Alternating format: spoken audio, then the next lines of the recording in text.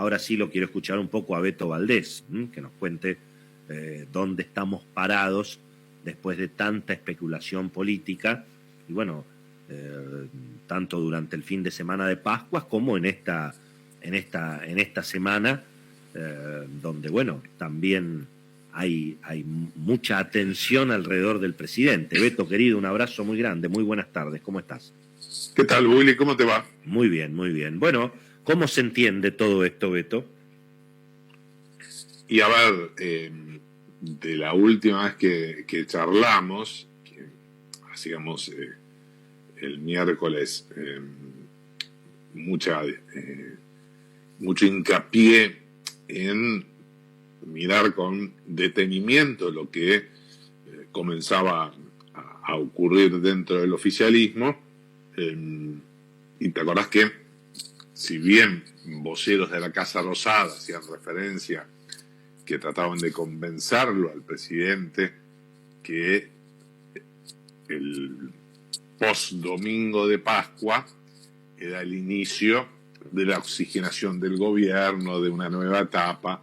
Bueno, todo eso comenzó a desinflarse entre jueves y sábado, y concretamente lo que eran cambios en el gabinete, ahora se empieza a hablar del 25 de mayo, parece que toman fechas específicas, y lo concreto es que el arsenal con el que parece contar el presidente o intentar aferrarse es a estos anuncios que, según me cuentan, no generan, no van a estar en contra, pero tampoco provocan un enorme entusiasmo en el Instituto Patria, en el camporismo, esencialmente porque casi consideran que es un premio consuelo a lo que viene, a lo que son el centro de las críticas de la vicepresidenta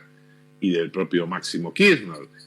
Y además, hay que tener en cuenta que es lo primero que están planteando desde los no alineados, que el alcance de este nuevo IFE es mucho más limitado, es decir, alcanza a menos personas que el de la primera parte de la pandemia, que en esa oportunidad también ellos consideraban que se había quedado corto y que fue muy complicado de implementar, así que en definitiva no es que este anuncio le salve o genere un armisticio con el ministro de Economía, Martín Guzmán. Te diría todo lo contrario. Todo lo contrario, esencialmente porque si bien...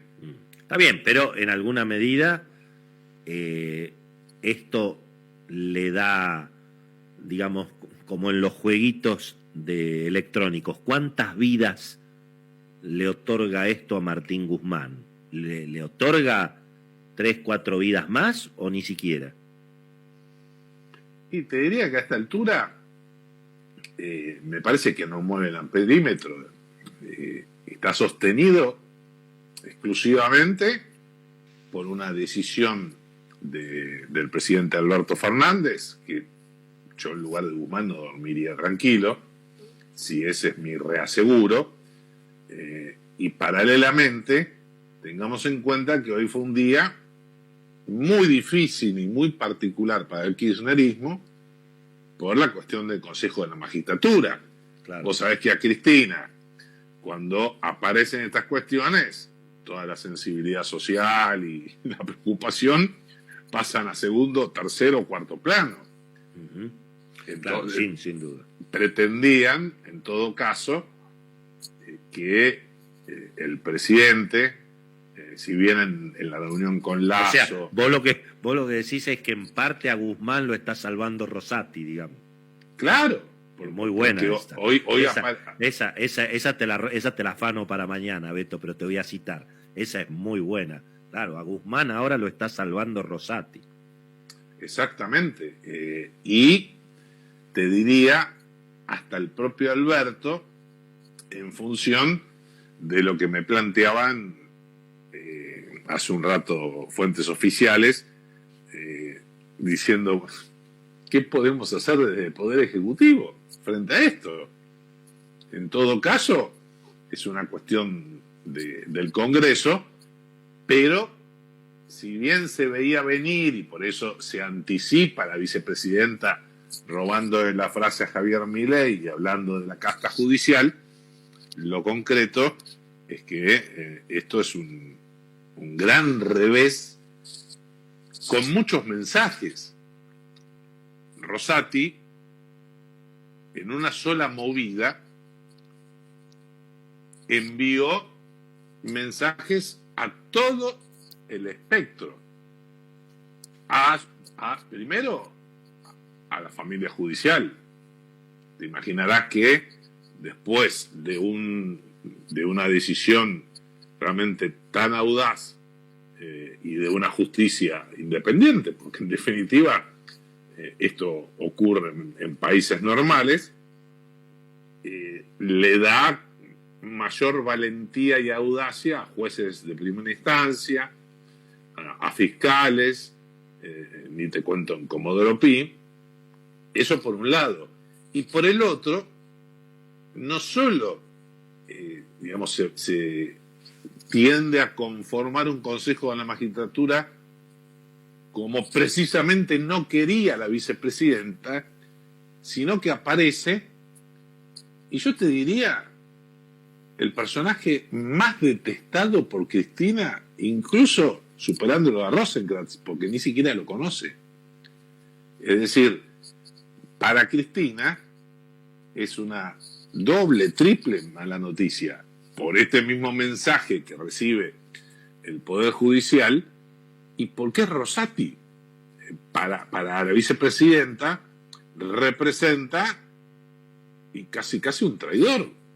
Es decir, el hombre que Néstor en algún momento había pensado como candidato en Santa Fe porque lo valoraba y lo tenía muy en cuenta, y cuando él hace la famosa denuncia que se termina yendo a su casa por irregularidades en el manejo de fondos del servicio penitenciario, bueno, a partir de eso, claro, imagínate, después Cristina no se olvida que llegó de la mano de Mauricio Macri, que en algún momento figuró su nombre y apellido en un decreto, que se votó el mismo. Sí, de la mano de Mauricio Macri y de Alberto Fernández, porque ¿quién lo acercó a Néstor Kirchner, a Rosati?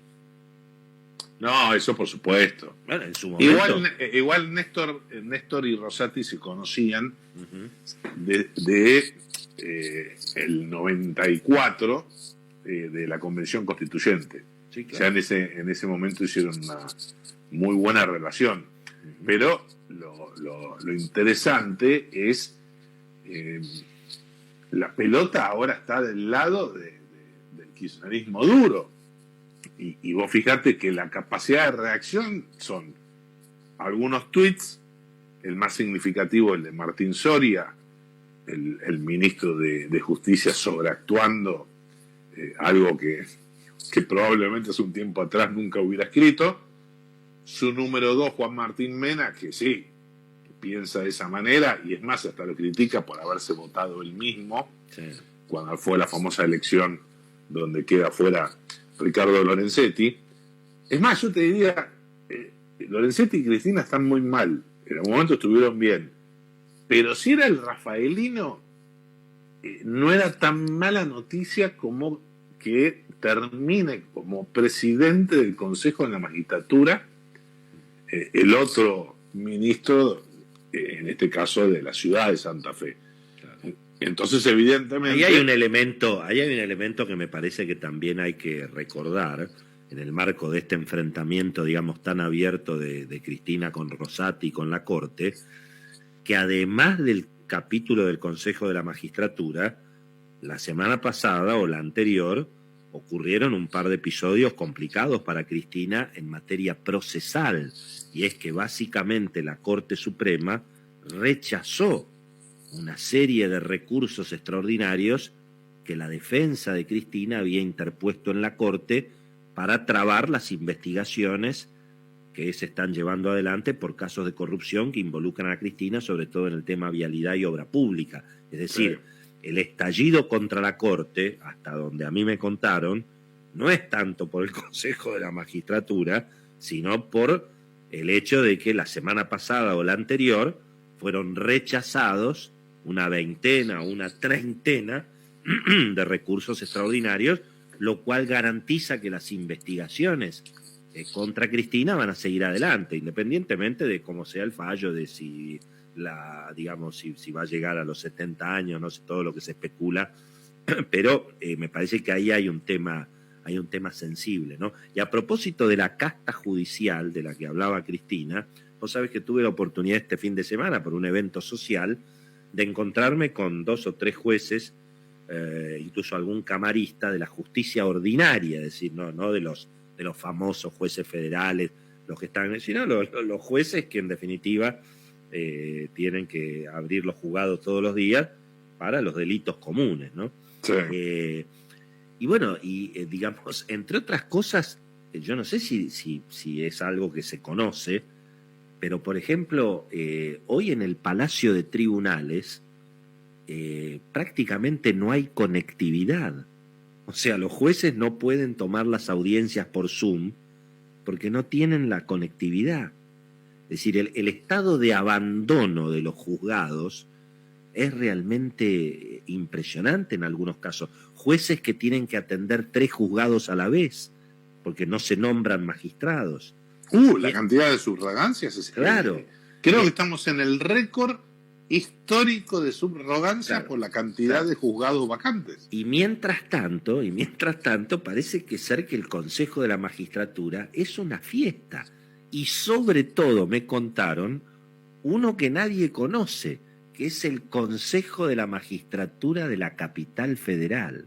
Bueno, parece que ahí prácticamente hay 7.000 ñoquis políticos con sueldos de 200.000, 300.000, 400.000 pesos por mes. Lo mismo en el Consejo de la Magistratura a nivel nacional, 7.000 empleados.